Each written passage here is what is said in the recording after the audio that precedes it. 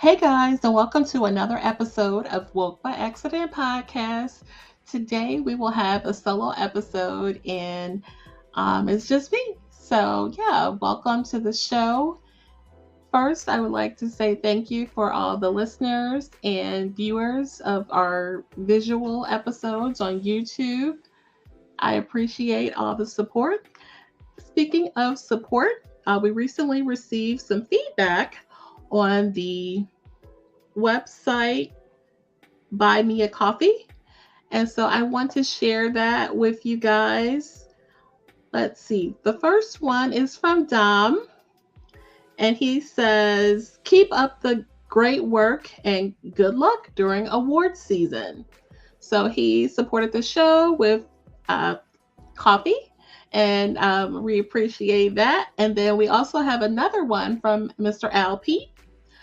And he says, "She's passionate and dedicated to her work. She shares with the world via podcasting. I respect her and the work. Hashtag to the top." So shout out to LP. We appreciate those kind words and the purchase of the coffee, which goes to support the show. Definitely appreciate that. If you would like to support the show in such a manner, you can go to buymeacoffee.com/woke by accident podcast and purchase coffee for the show. Also, there are other ways to support this show. I guess I don't talk about this enough in the beginning. We always talk about it at the end. So yeah, you can also leave a review or make a comment on the various streaming platforms. We would love to hear your feedback. So please do that. We encourage any feedback on the show as we grow. We're in our second year, so definitely would love to have you guys' thoughts. All right. Okay, so moving on, let's go to our intro.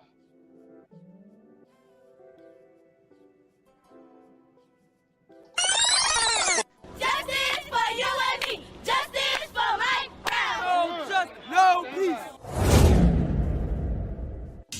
After the death that shook the entire country, I decided to step up as a community activist and create a global podcast, Woke by Accident.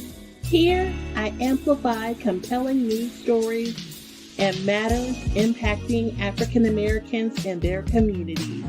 My goal is to give a voice to the voiceless and have the difficult conversations needed to advance relations and matters of race. Tune in to Woke by Accident podcast. I am your host, Jen, and it is streaming on all of your favorite streaming platforms, as well as our website, www.wokebyaccident.net. Thank you for listening and take care.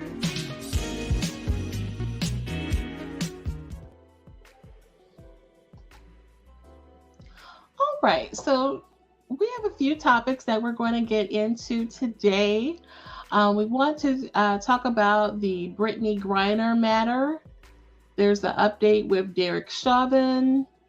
We also want to talk about the Jayland Walker matter, and then also the tragic police incident concerning Randy Cox. So, those are the topics that we'll be discussing today. So let's get into the first story here. So last week we talked about Britney Griner last week, and so her wife had reached out to President Biden in hopes of trying to get some change for her while she is still imprisoned in Russia. Well, the latest here is that she did plead guilty to carrying the cannabis oil, but her ultimate fate still remains unclear. And then Russia is reportedly asking for an exchange for where Britney would be released, and then they would exchange her for the notorious Russian weapons trafficker Victor Bout. Now, Victor Bout was sentenced in November of 2011 in New York to 25 years for his crimes. And let's see, so he provided tons of guns and ammunition to some of the most vicious warlords in the world and empowered them to carry out very violent crimes. He is responsible for enabling murderous groups to kidnap and train thousands of child soldiers. He is responsible for the torture and rape of many individuals and the help of the Taliban in Afghanistan. So there's these talks of an exchange where she possibly could be released in exchange for this particular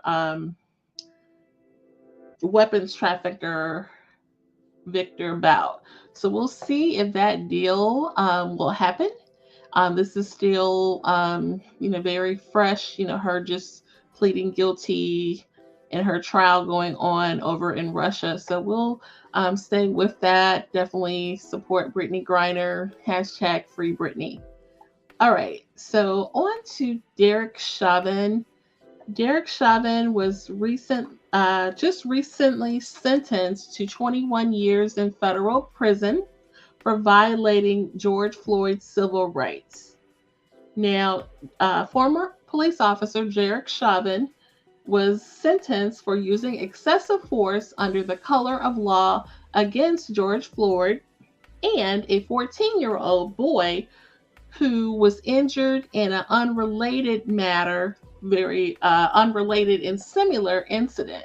So this wasn't the first time that Derek Chauvin used excessive force on an African American. There was a 14-year-old boy who suffered injuries in the very same way with that chokehold manner. So, with time already served for Derek Chauvin, his sentence amounts to 20 years and 5 months. And then near the lower end of the range of 20 to 25 years based on the guidelines for sentencing. His federal and state sentences are to be served concurrently.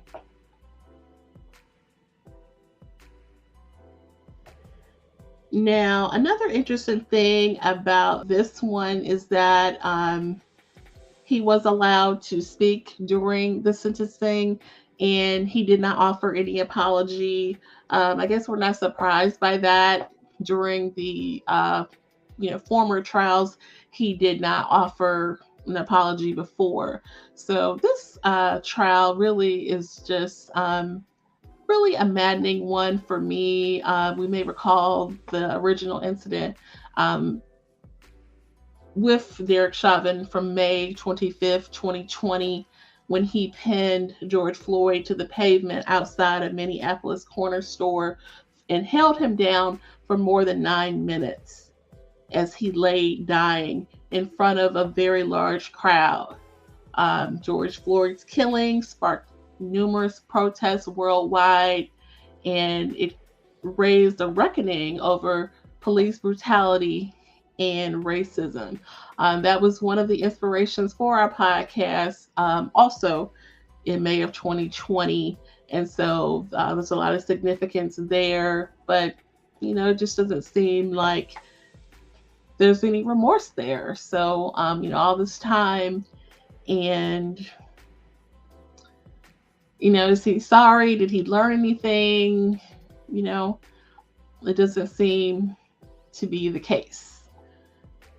But he will serve the sentence of the 21 years based on what was handed out this month.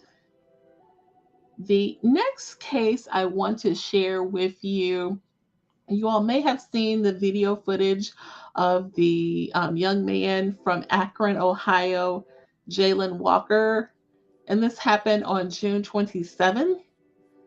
The Akron, Ohio police officers killed Jayland Walker, who was a 25-year-old African American male from Akron, during a foot chase following a vehicle traffic stop. Now, he was shot 60 times, but the officers fired more than 90 bullets toward Walker. That is a lot of firepower. I can't imagine. And looking at the video, it's quite disturbing. I won't share it with you guys, but it's out on social media for you to take a look at. He's definitely running away and doesn't appear to be in an aggressor position at the time. Based on the reports, it appeared that the officers thought he was reaching for something in his waistband, and that was the logic. Apparently the logic for them firing in that particular manner.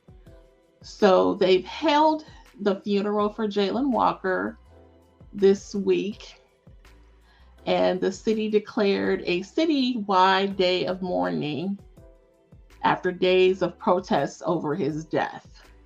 The United Nations has a special group named the International Independent Expert Mechanism to Advance Racial Justice and Equality in Law Enforcement. Now, this group reached out to the law office handling the Walker's case, and they are going to appoint an independent investigator to look into Walker's death. The Ohio Bureau of Criminal Investigation concludes its inquiry after the Ohio Bureau of Criminal Investigation concludes their inquiry into the shooting. This special group was formed after George Floyd's death in 2020. So hopefully after the Bureau looks into this matter further and the UN special group, we should see some charges for these officers, because they definitely took it too far, in my opinion, and it's definitely more than egregious in this case. It's pretty shocking, 90 shots and him being hit 60 times. It's just way excessive. To hear his family discuss it on TV, and it's just heartbreaking. And he was a young man with no prior history with any offenses or anything like that. So just another police matter that we are discussing again. This last one, this other police matter, this concerns a man from Connecticut, Randy Cox. Now, there's video of this one also that you may find on social media. Randy Cox suffered a serious injury to his neck and spine while in police custody last month, and his family is now pursuing a federal civil rights investigation into the incident. The family attorney will be Ben Crump, and he has met with the Department of Justice to relay the demands of the Randy Cox family to the U.S. Attorney Vanessa Roberts Avery. Now, they are closely monitoring the ongoing investigations into the circumstances. In this particular case, he was in the back of the police van. Yeah, so he was in the police van and became paralyzed after the vehicle braked suddenly, and with it braking abruptly in that manner to avoid collision, it caused Cox to fly headfirst into the wall of the van. So he remains paralyzed from the chest down to this day as a result of this incident. Um, what's troubling about the incident is after he has this injury, on the video, you can hear him being able to speak and cry out for help. And so they do, come and look to see what the issue is. And they said that they were going to take him to or get an ambulance for him. But instead, the video shows the officers dragging him by his feet from the van and placing him in a holding cell at the police department before the paramedics finally took him to the hospital. So all this time, suffering that particular injury without seeking or getting any medical attention. And, they lied to him and he's suffering this, you can imagine the type of pain that he's experiencing having a head injury like that, where he's not able to move his lower part of his body. And so they're just dragging him. I don't know if they thought he was lying or what the case was, but it's just really horrible. And so he remains hospitalized, and now he is unable to speak and has a breathing tube.